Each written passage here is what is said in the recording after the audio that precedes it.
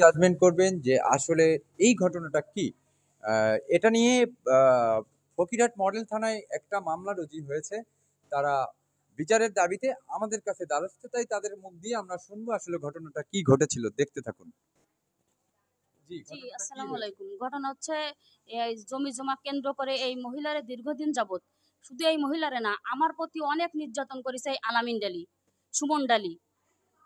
আলামিন ডালি, সুমন ডালি এগে অত্যাচারে গ্রামের অনেক লোক অতিষ্ঠ হয়ে গেছে। আমি নিজে আরজু বেগম, আমি নিজেই অনেক ভুক্তভোগী এই আলামিন ডালির প্রতি আর এই সুমন ডালির জন্য। আমি গ্রামে থাকতে পারি না, এরা আমার রাত্রে এসে উত্তপ্ত করে, এরা বিভিন্ন রকম ভাবে আমাদের নির্যাতন করে। এখানে আমি অনেক অনেক মামলা করেছি। এখানে আমি নারী নির্যাতন মামলা করেছি, এখানে আমি ডাকাতি মামলা করেছি, এখানে আমি অসংখ্য মামলা করেছি কোর্টে, থানায়।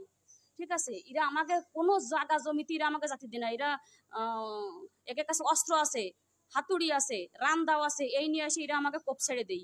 একে গেলে আমরা ঘরে থাকতে পারি না, বাড়ি থাকতে পারি না। আজকে এই মহিলা তার নিজস্ব জায়গায় বাথরুমে গেছিল। এই মহিলা আপনার কে হয়? আমার শাশি। চাচিমা। হ্যাঁ, সে আমার শাশি। জি। চাচিমা, আপনি কথা বলতে পারবেন একটু? পারবেন? আসলে আপনাকে এই আঘাত কে করেছে? আপনার তার আলামিন জি, জি।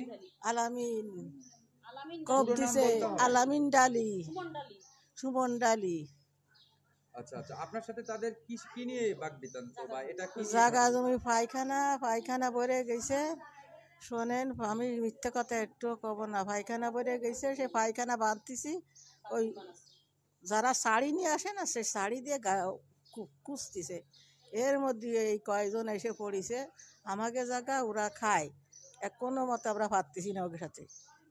আর আচ্ছা, ওরা আর তাদের জমি দলিল না থাকলে কিভাবে তারা আপনার জমি জোর করে খায়। জোর করে খায়? হয়।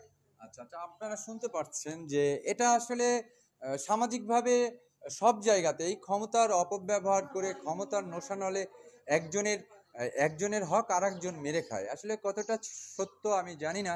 আপনারা এই লাইভ থেকে অবশ্যই বিচার বিশ্লেষণ করবেন, কিন্তু আমি আমার জায়গা থেকে বলতে পারি নির্দয়ের একটা মানুষ নির্দয় জানোয়ার পশু হবার জন্য এতটুকুই যথেষ্ট যে মায়ের গায়ে বোনের গায়ে হাত দিতে পারে। সে কতটা অমানবিক হয় আমি জানি না, আপনারাই বলবেন কমান্ডে।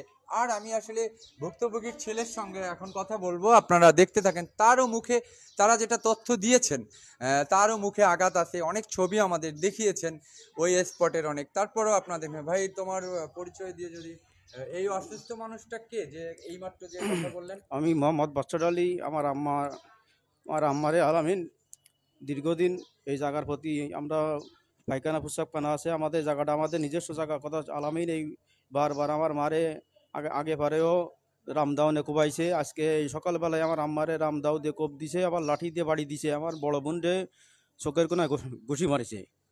আমি আর আমার আম্মার প্রতি আমি এই বিচারটা আমি চাই, আলামিন কঠোর শাস্তি আমি চাই।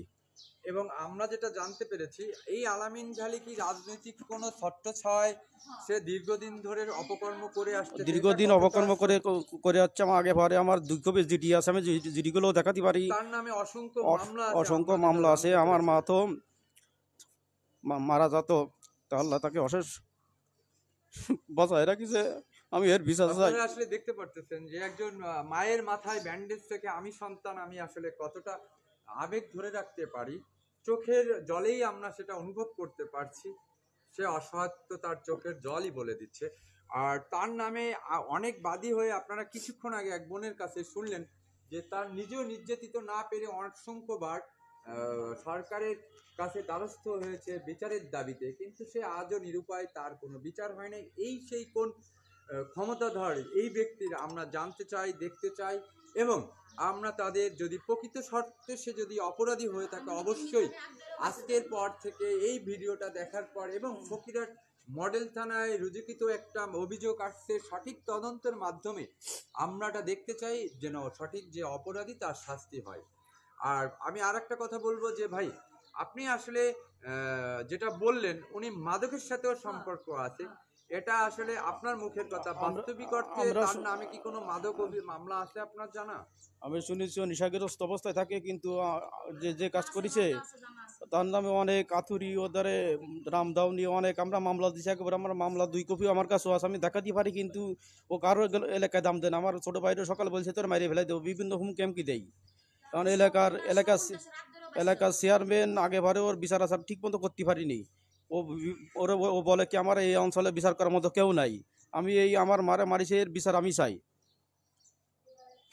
যাই হোক, আপনারা শুনলেন, আমার মায়ের বিচার চাই, মানে এটা আমি এভাবে বলতে চাই যে আসলে আমার মা কতটা অপরাধী হবে সেটা আসলে আমার কাছে অপরাধী গণ্য হবে না। আমি আমার মায়ের রক্ত দেখেই বিচার করব যে আসলে সে কত অপরাধী। তো আজকে আমরা এই ভিডিওটা করেছি এজন্যই যে আসলে আমাদেরকে জানানো হয়েছে আমাদের জায়গা থেকে। আমি দৈনিক সংবাদ ৭১-এর লাইভে আছি, আপনারা পেজিংয়ে অ্যাড হয়ে নেবেন।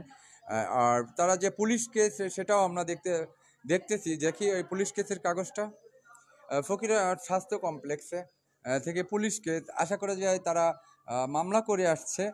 এটা সঠিক সুন্দর তদন্তের মাধ্যমে এই অসহায় নারীর বিচারের দাবি আমি আলী আকবর ও আমি এক বাক্যে আপনাদের সাথে সমত পোষণ করি। আমরা এটা সুষ্ঠু তদন্তের মাধ্যমে আমি ঊর্ধ্বতন কর্মকর্তাদের বিচারের দাবি পুনরায় জানাই। ভালো থাকবেন, সুন্দর থাকবেন। আসসালামু আলাইকুম। আবারও এমন কোনো ভিডিও নিয়ে অসহায়ের পাশে আমরা সবাই একত্রিত হয়ে অন্যায়কে প্রতিবাদ করতেই এভাবে ভিডিও আসবে, আপনারা দেখতে থাকুন। ভালো থাকবেন। আসসালামু আলাইকুম।